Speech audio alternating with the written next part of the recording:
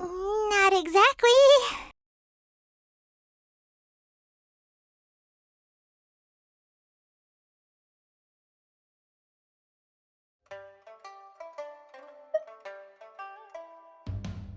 To be fair, Cloud Retainer rarely speaks of her past accomplishments. The tales of her past can only be found in ancient texts. It is said that once, a long time ago, there was a severe drought in Liyue. Left with no choice, many people left their homes, while others spent day and night praying to the Adepti. Although I did not live through such tragedy, simply reading about it is enough to gain a visceral understanding of all the pain and desperation during that time. On top of the drought, a noxious gas also began to spread through the land. If not for Cloud Retainer's efforts, much of Liyue would be nothing more than a barren wasteland today. The books had this to say about what happened. Upon arrival, the Adeptus borrowed the wind to retain the clouds. Immediately, the clouds gathered together, and abundant rain burst forth from the heavens. Drought and plague were both driven away, and the people were saved. Wow, that's incredible!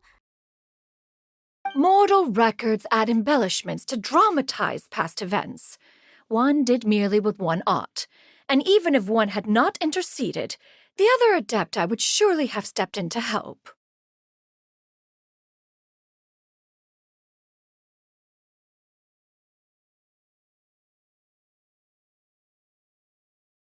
Even so, you stopped an entire drought!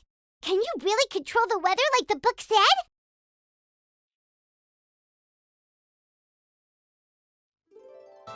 Oh, Paimon suddenly has a lot more respect for you.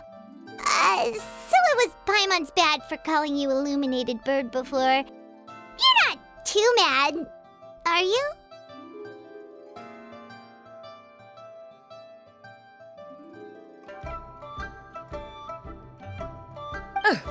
How laughable. A name is but a simple label we carry with us on our journey through the world. Why would one be offended by such a trivial matter? That's a relief. In that case, Paimon will continue to call you whatever feels right in the moment.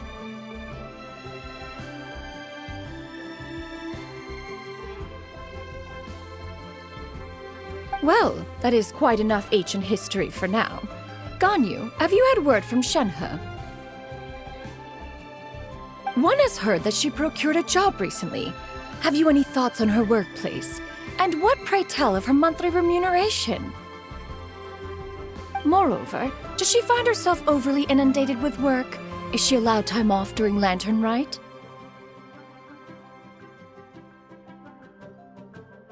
That is a lot of questions. There is no cause for concern, Cloud Retainer. I introduced Shenhe to her employer personally. Wanmin Restaurant's business has been booming recently.